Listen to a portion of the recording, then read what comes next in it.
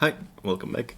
Now that we've seen how to work with splines and how to work with objects, we can put it all together and make something useful. In our editor, we'll start off by taking a look at our examples. So what we want to create is another toolkit window. We want to generate some objects from the base references, and we want to spawn them on the spline. Let's start by opening our scripts folder. In AppData Giants editor, we want to go to scripts and we're going to open up an editor. Great, we can see our farm toolkit that we created earlier.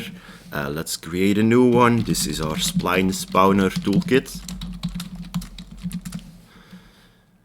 And we'll take the simple example and copy it over. Check the settings. Spline spawner toolkit. We'll copy that to the description. We don't want to hide it. We don't want to load it by default. We're going to include our references, so we have the whole library. We're going to create a window called our spline spawner toolkit. And it has a button to do something, and it will just print hello world. Let's save, go to our editor. We have to restart it because it's a new toolkit or new script that should be loaded. Let's go to our map and open up our map again.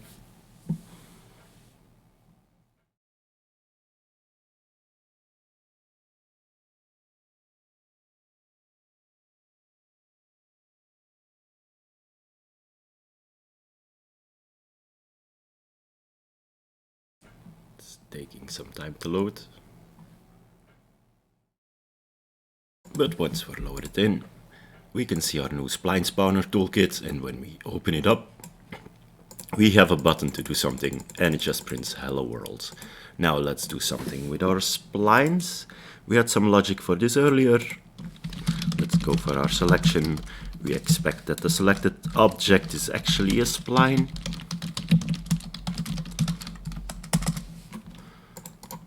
Let's create a spline. Place it somewhere.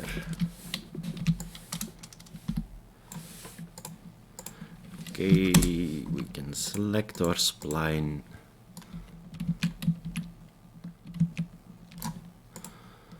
And we can do that from the script.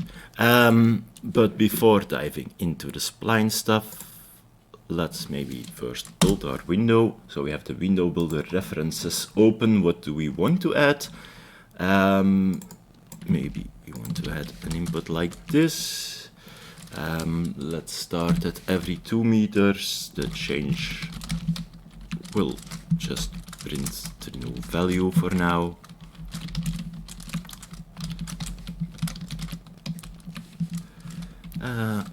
Minimum is 1, and let's say max is 10 for now. This should give us an input option. Let's also add a row to organize this. Maybe add a label so you can see what we're doing.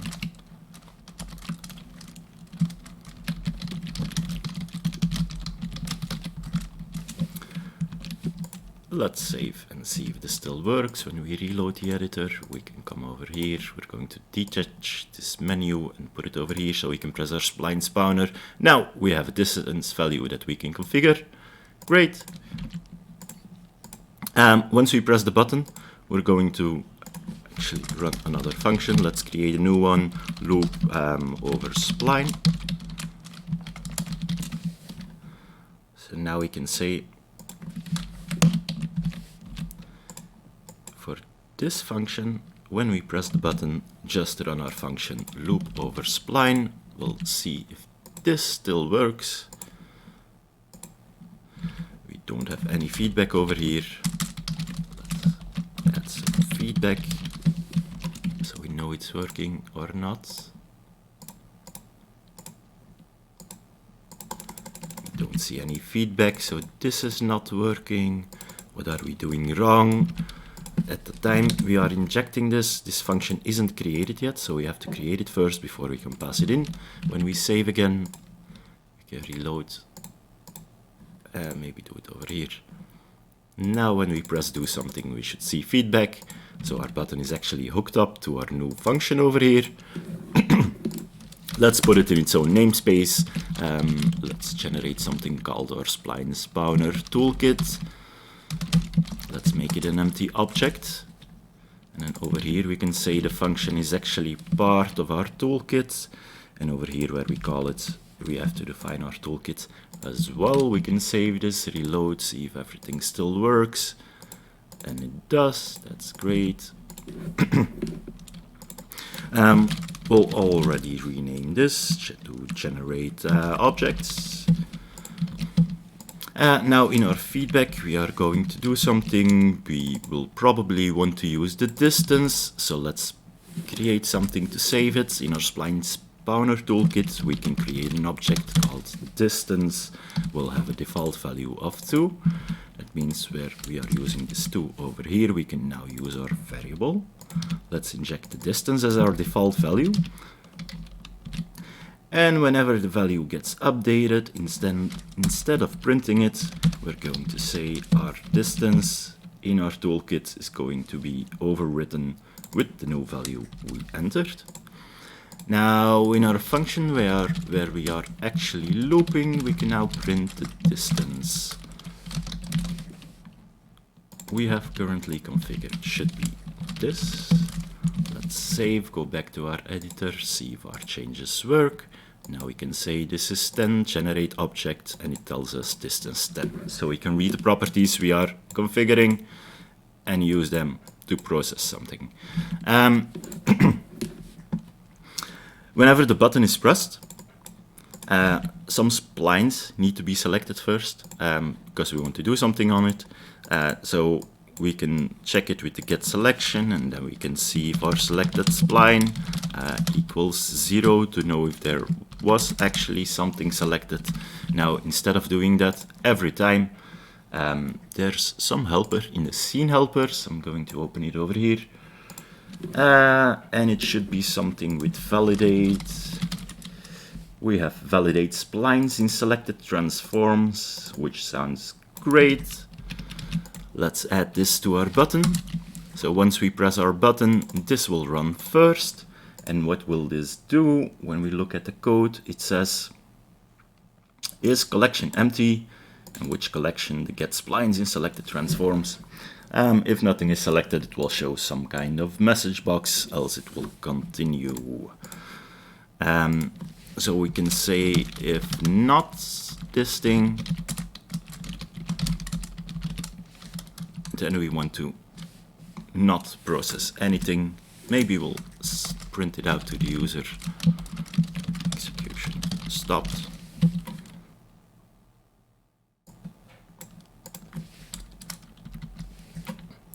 And let's see what happens if we run this code. Now, when we have our Spline toolkit, we can say generate objects, but when we have nothing selected, an error pops up telling us we need to select some splines before running this tool. Let's do that. Let's select the spline. Let's press generate objects, and everything works as normal. Distance 2.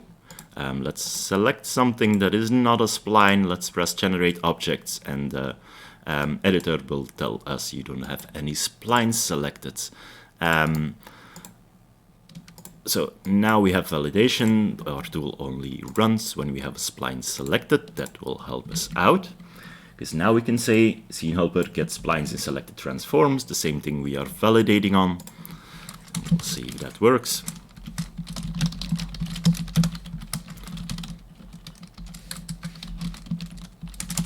The amount of splines we have, and for each spline we have, let's print it out. Don't forget the off by 1. Let's save this, retry our code. Now when we select the spline and we run, nothing happens. Our execution didn't stop. We didn't print any splines, so this is going to be empty. but we did get through validation. Maybe this -1 is wrong. Let's try that again. When we press generate objects, it validates when we select the spline. There's something wrong. Because over here we're still in our validation logic. That's what's wrong. We're only doing our extra logic in our gate to stop the function. So when we move our get spline logic over here, now when we reload the script, we can press generate objects. We need to select the spline first, and it will tell us 9936. Normally that should be the spline ID, because it will loop over every spline we selected. Now we can create a new spline. Let's modify it a bit. Now we have two splines, the first one, the second one. If we select them both by clicking one, holding shift, clicking the other one, and when we press generate objects, the tool will loop over all splines, but I still see we have a nil error somewhere. Let's see if we can figure out what that issue is. Maybe if we start at 1, this will work better. Let's reload again. Now it's working correctly. It's printing 2 entries for each one of the splines. Okay, so over here we can do something in our action for each spline. Let's create a loop again. Previously we did something with control points. Let's go for time. Let's start at 0. We'll count to 10. We'll save our time in a new value, which is over 10.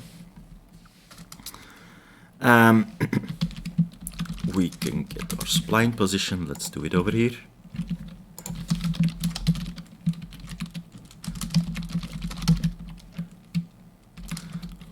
Time.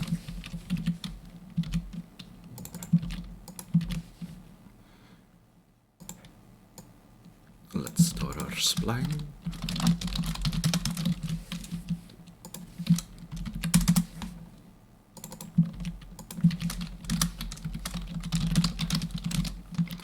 Now we have the coordinates for 10 points.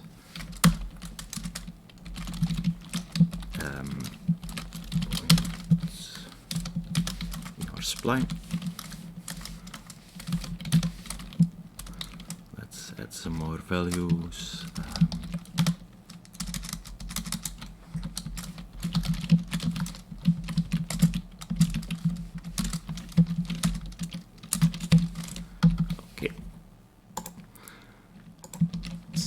Code still works.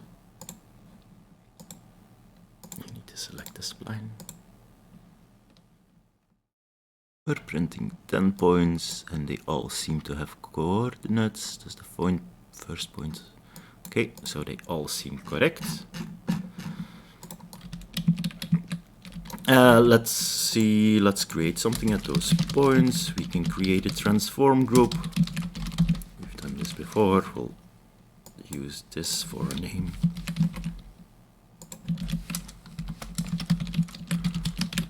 We know we can set the location of this object.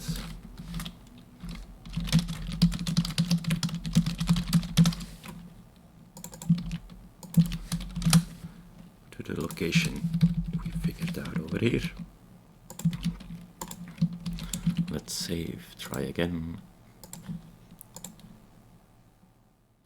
Select our spline, run our tool, and I thought it would generate things, it didn't, because we still need to add them to the scene.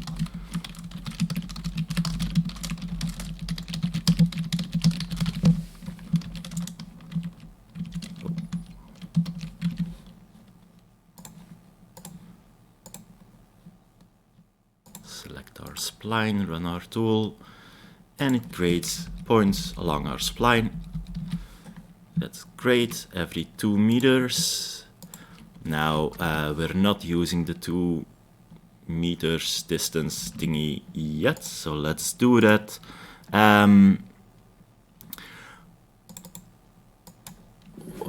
We have the distance. How are we going to calculate it? Right now we create 10 points. Maybe we want to know the complete distance of the spline first. Let's select the spline. Selection, see how this works.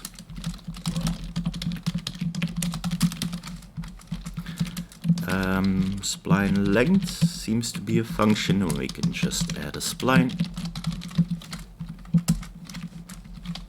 Let's print it out to the console so we know what's happening. So that's the length in meters.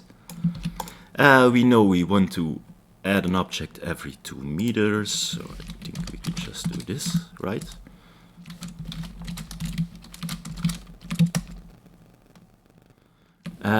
We would add 68 objects. I think that's correct. We'll try it out.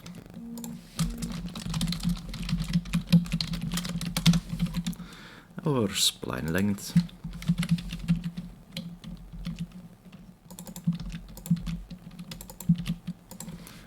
Over our distance we configured earlier.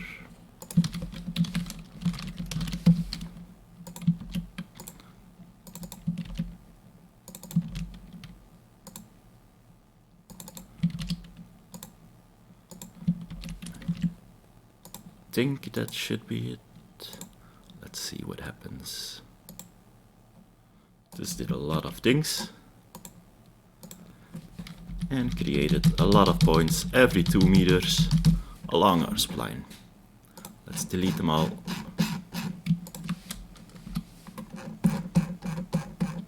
Now let's say we want to add a point every 10 meters. We can select our spline again. We can run our generator, and now we have objects every 10 meters along our spline. This is looking great. But now we're just creating transform groups. We actually want to spawn in some kind of prefab. So we'll add something to select a prefab. We can use a file button. This one. Let's go to our window toolkit. We'll add another row maybe. Or add it in here. And our file button expects a function callback. Let's immediately make it correct.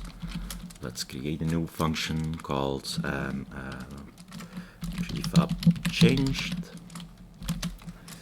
A filter would be an i3D file, that's fine, and we don't need the default value for now, so we'll just keep it like this. Now we should have a file button.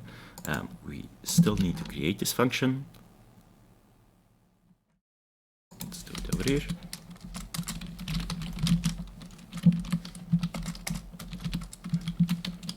Let's do some debugging outputs.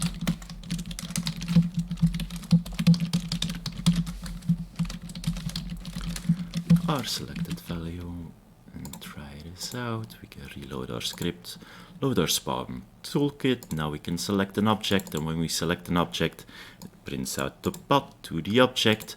That's perfect. We want to store that somewhere over here. We'll call it our selected prefab. We don't have one to start out with.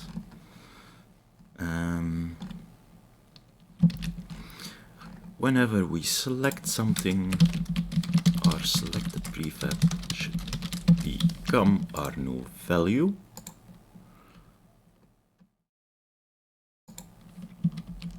Okay, and when we run this, let's first see we didn't break anything. This is still fine. I can select something, nothing crashes. Okay, when we generate this, we'll remove the debugging stuff.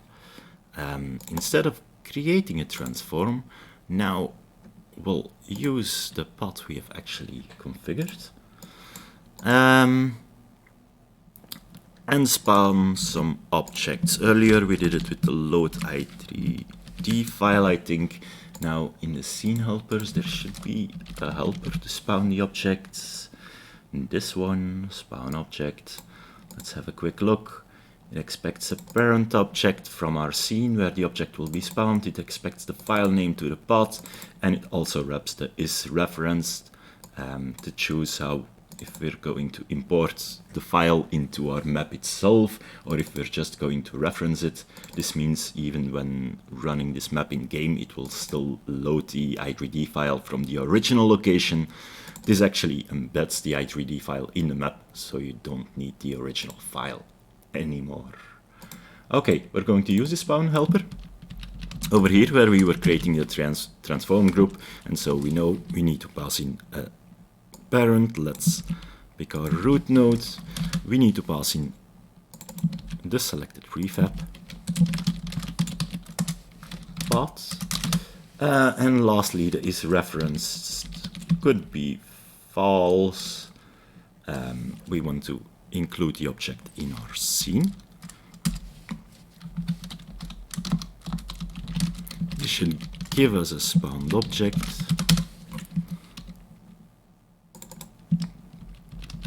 And we don't need to link anything, but we do want to set the position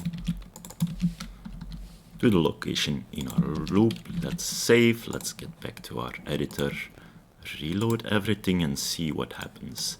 Now when we click a spline, we first have to select an object. We can say every 10 meters generate object, and now we have generated a bakery every 10 meters. This is way too close. Let's change our settings. We have some minimum value over here, but let's add it to our settings.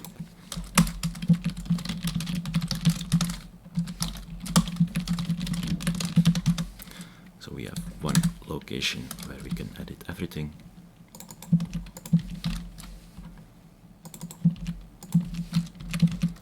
This is the one we want to use.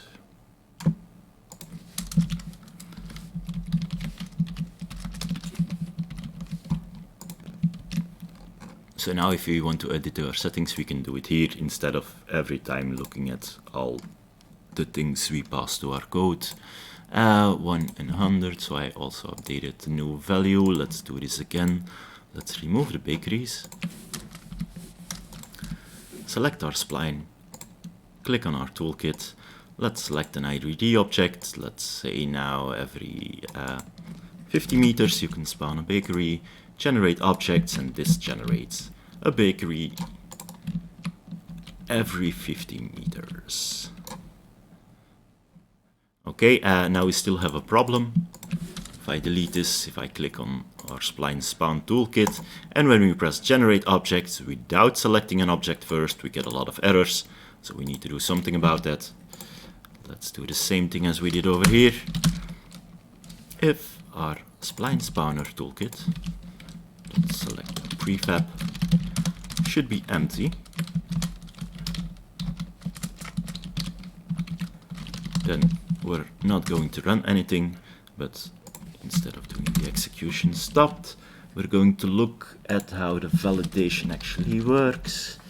The validation throws an error like that. We can use the same logic over here. Let's just show a message box. First thing is probably the title, second part is probably the message. You need to select the prefab first, and this will at least prevent the user from having all these errors in his console. When we reload our scripts, we'll make sure this is clear. We can start our toolkits. When we don't have anything selected, we first get the spline validation. When we do select the spline, but we don't select an object, you need to select the prefab first. When we select the prefab, we can press generate objects. We'll make this a little bit bigger. Okay, and we can spawn our objects. Clear, that's why I did the clear. The only output was the distance. We don't really need to print the distance anymore. This can be removed. Now, because we are using the validate splines and the get splines in selected transforms, not only did we create a spawn object on spline tool, you can duplicate our spline or create whatever spline we want. We'll move it over here. Let's make it a little bit bigger. Let's create a third spline that we move over here. Now we have 3 splines. We can select all 3 of the splines. We can press generate objects, and our toolkit will generate the objects on all of our splines.